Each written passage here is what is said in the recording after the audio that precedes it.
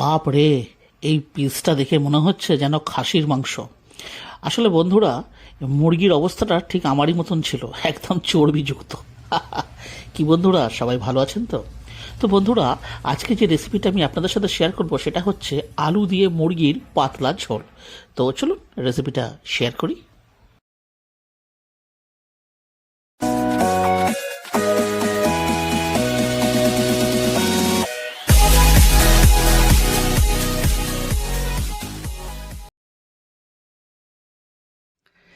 তো বন্ধুরা, আমরা এটা বানাচ্ছি আলু দিয়ে মুরগির পাতলা ঝোল। তো সেই জন্য এখানে বড় বড় সাইজের দেখুন আলুকে কেটে নিয়ে, আর প্রথমে আলুগুলোকে নুন আর হলুদ দিয়ে মানে ছাঁকা তেলে ভেজে আলাদা করে তুলে রাখতে হবে।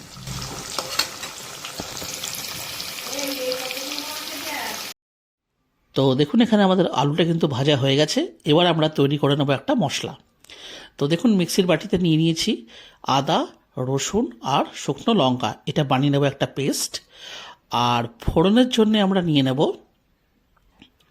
তেজপাতা, জিরে, আর দুটো নিয়ে নিচ্ছি এখানে দেখুন লবঙ্গ, আর ছোট্ট একটা দালচিনি। আর মাংসটা রান্না হবে সর্ষের তেলে। এ দেখুন সর্ষের তেল এখানে গরম হয়ে গেছে, গোটা ফোড়নটা এর মধ্যে দিয়ে দিচ্ছি, দিয়ে জাস্ট 2 মিনিট একটুখানি এটাকে ভেজে নেব। তো দেখুন এখানে ভাজা হয়ে গেছে 2 মিনিট। আর এইবার এতে দিয়ে দেবো কেটে রাখা পেঁয়াজ।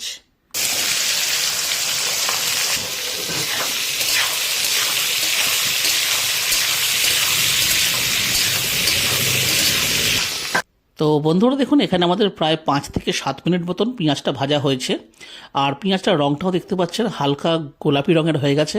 তো বন্ধুরা আমরা আরেকটুখানি ভেজে নেব। তো দেখুন এখানে আমাদের টোটাল 10 মিনিট ভাজা হয়েছে। আর এই সময়তে আমি দিয়ে দিচ্ছি যে পেস্টটা, মানে আদা, রসুন আর শুকনো লঙ্কা দিয়ে যে পেস্টটা আমরা মিক্সিতে তৈরি করেছিলাম, সেই পেস্টটা এই সময়তে আমরা এর মধ্যে দিয়ে আর এইবার এটাকে ভালো করে কষে নিতে হবে আরও 10 মিনিট। তো বন্ধুরা, মিক্সির যে বাটিটা হয় সেটাও দেখুন প্রচুর মশলা লেগে আছে। তো সেটাকেও আমরা ভালো করে ধুয়ে আর সেই জলটাকেও এর মধ্যে দিয়ে দেবো। দিয়ে এবার আমাদের ভালো করে এটাকে কষে নিতে হবে প্রায় 10 মিনিট হাই ফ্লেমে।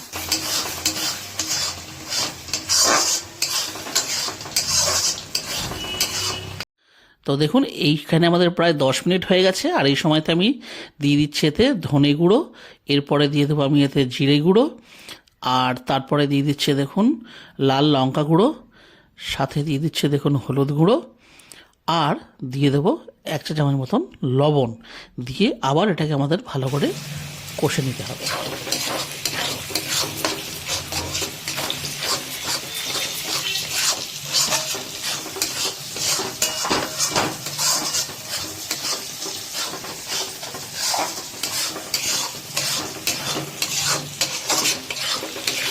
তো বন্ধুরা, মশলাগুলো দিয়ে দেখুন আমাদের প্রায় এখানে 10 মিনিট মতন কষা হয়ে গেছে। আর এই সময়তে আমি এতে দিয়ে দেবো দেখুন কেটে রাখা টমেটো। আর টমেটোগুলো দেওয়ার পরেই এতে দিয়ে দেবো সামান্য পরিমাণ লবণ। দিলে কী হবে, টমেটোটা তাড়াতাড়ি সেদ্ধ হয়ে যাবে। আর বন্ধুরা, ব্যাপারটা না একটু শুকনো শুকনো হয়ে গেছে, তো সেহেতু আমি এতে দিয়ে দেবো সামান্য পরিমাণে একটু জল। দিয়ে এই মশলাটাই কিন্তু আমাদের আবারও কষে নিতে হবে প্রায় 10 মিনিট মতন। মানে যখন দেখব মশলা থেকে তেল ছাড়ছে, তখন আমরা এতে দিয়ে দেব চিকেনের পিসগুলো।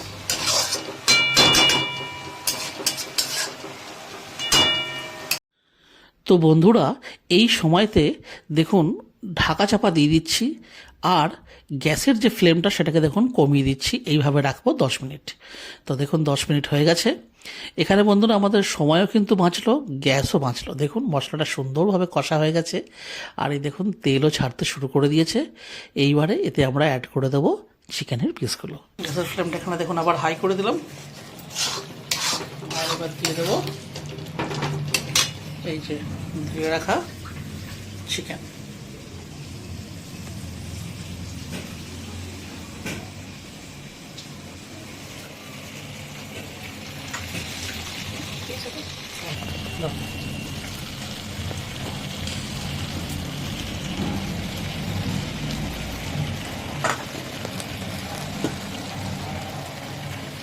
তো দেখুন এখানে চিকেনের পিসগুলো দেওয়া হয়ে গেল।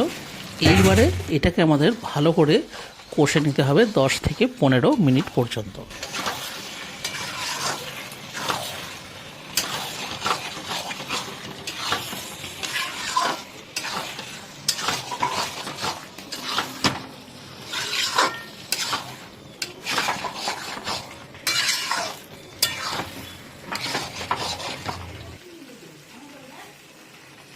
তো বন্ধুরা এখানে একটা ব্যাপার একটু শেয়ার করি আপনাদের সাথে, যে মুরগির মাংস কষা মানে এই ব্যাপারটা হচ্ছে এমন একটা ব্যাপার যে এটা কিন্তু ফ্রিকুয়েন্টলি কিন্তু মুরগির মাংস এইভাবে চালাতে নেই।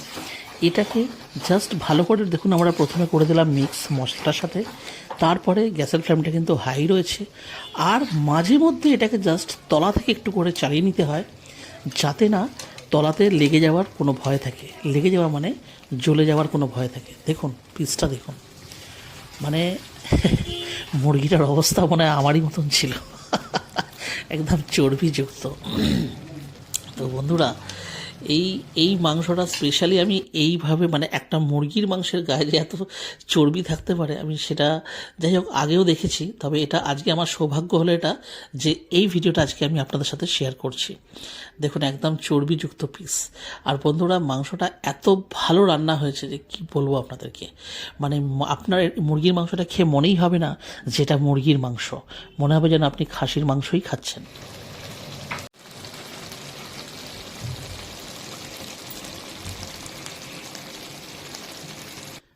তো বন্ধুরা এখানে আমরা আপনাদেরকে 10 মিনিট পর দেখাচ্ছি আরও। দেখুন মুরগির মাংসটার থেকে মানে যে টোটাল যে কষা যে ব্যাপারটা চলছে সেটা কিন্তু প্রায় হয়ে গেছে। আর দেখুন এখান থেকে তেলও প্রচুর পরিমাণে রিলিজ হয়েছিল, তার মানে মশলাটা একদম রেডি হয়ে গেছে এবং মাংসটা কষাও কিন্তু বেশ ভালো মতন হয়ে গেছে। কিন্তু বন্ধুরা এই মাংসটা কিন্তু আমরা কষা খাবো না, খাবো হচ্ছে মুরগির ঝোল। সুতরাং এই দেখুন এইখানে আমি মিশিয়ে দিচ্ছি ভেজে রাখা যে আলুগুলো, সেই আলুগুলো দিয়ে এবার এই আলুগুলোর সাথে এটাকে ভালো করে কিন্তু মিক্স করতে হবে। তো বন্ধুরা আলুটা যখন আমরা ভেজেছিলাম ওটা কিন্তু 70% ভাজা হয়েছিল, মানে আলুর গাটা যদি আপনি হালকা করে যদি কাটেন দেখবেন গাটা কিন্তু কেটে যাচ্ছে, কিন্তু ভেতরটা একটু একটু শক্ত থাকবে, যেটা এখন এই মুরগির সাথে মানে মুরগির মাংসের সাথে আমরা যে জলটা যেটা মিক্স করব না, সেই মানে মুরগির ঝোলেই কিন্তু এটা বাকিটা সেদ্ধ হবে।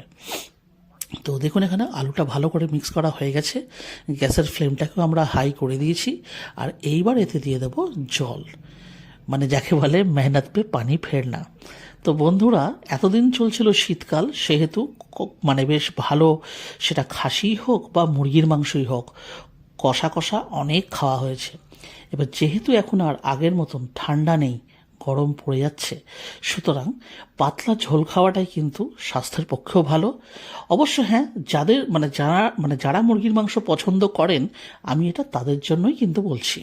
তো দেখুন এখানে যেহেতু জল অ্যাড করেছি তাই দিয়ে দিচ্ছি পরিমাণ মতন লবণ, যাতে ঝোলটাতে একটু নুন টুন হয়। আসলে বিষয়টা হচ্ছে দেখবেন নুন বা লবণ জিনিসটা একটা এমনই একটা মশলা, সেটা যদি ঠিকঠাক না হয় কোনো মশলাই কিন্তু মুখে পাওয়া যায় না বা তার স্বাদ লাগে না। তো দেখুন এখানে আরও 10 মিনিট হয়ে গেছে, ঝোলটা ফুটছে। আর বন্ধুরা এই সময়তে কিন্তু আমাদের আর বিশেষ কোনো কাজ নেই, এই জাস্ট এইভাবেই আরও কিছুক্ষণ এটাকে ফুটতে দেবেন। দেবার পর এর ওপর থেকে গরম মশলা ছড়িয়ে দেবেন 1/2 চা চামচের মতন, আর ব্যাস রান্নাটা কিন্তু আপনার এখানেই হয়ে যাবে শেষ।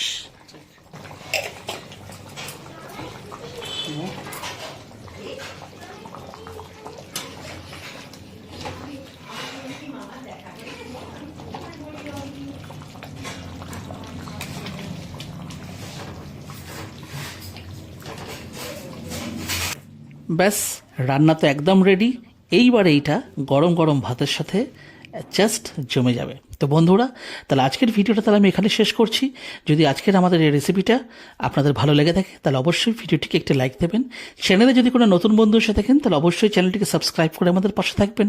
তাহলে আবার দেখা হচ্ছে অন্য কোনো ভিডিওতে অন্য কোনো রেসিপির সাথে।